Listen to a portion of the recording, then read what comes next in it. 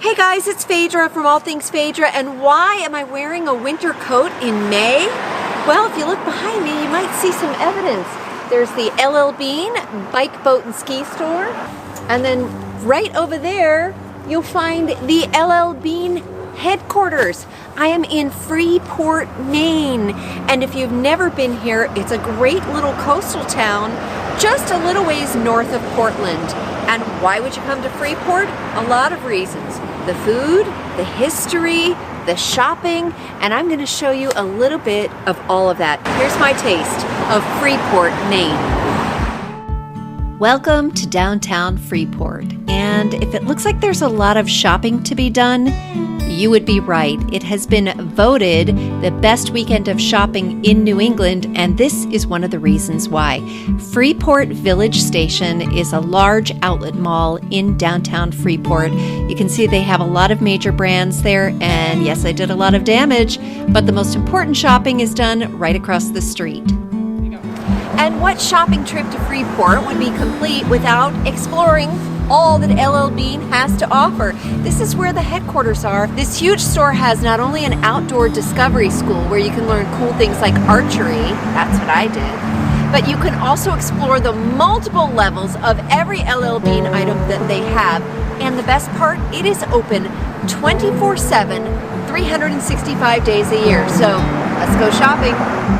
It's hard to miss the flagship LL Bean store when you drive into Freeport, Maine. And like I said, it's open 24/7. Yes, you can go there in the middle of the night. I've questioned locals about it. So LL Bean was founded in 1917, named for Leon Wood Bean, who invented the Maine hunting shoe. And this store actually opened in 1951 with that 24/7 schedule. They say they have literally thrown away the key.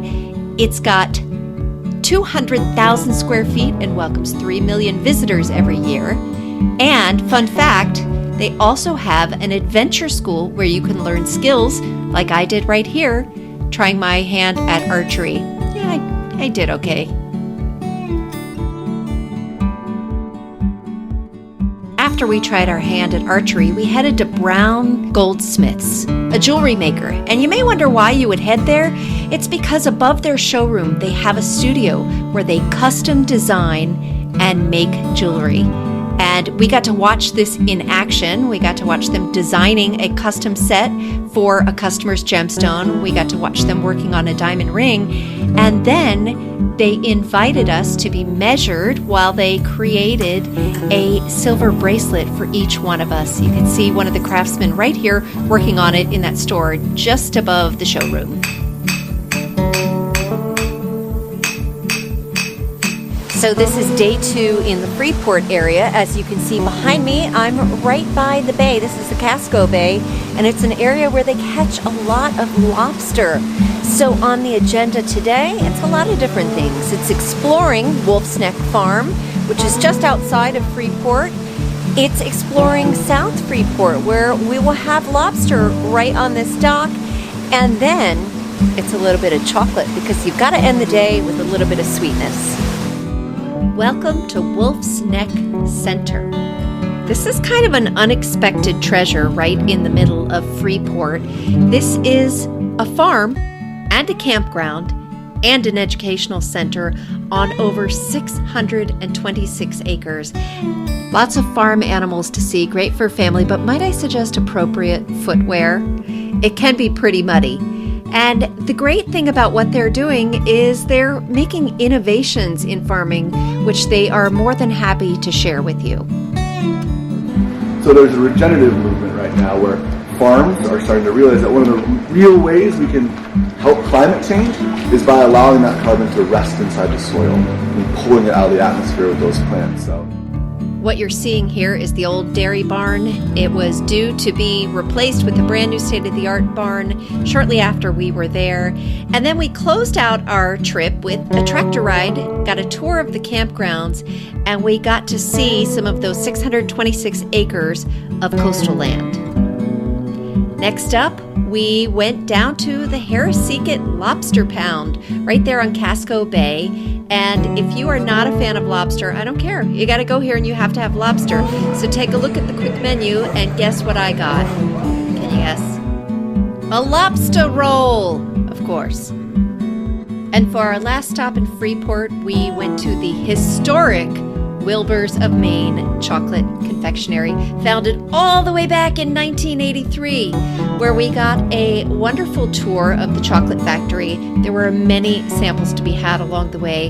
They had us participate in full hairnets and gloves to make these chocolate-covered Oreo cookies, and then we got to decorate them at the end.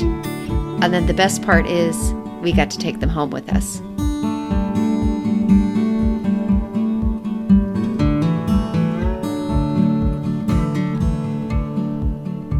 If you are a chocolate lover, this is an amazing place for you to go because you have probably never seen bulk quantities of chocolate like this. But the really cool thing is the wall of molds that they have for chocolate. This is one of their chefs who is cutting some of the fudge. Yeah, we got to sample that too. It was a really rough day, guys, trying all these chocolates.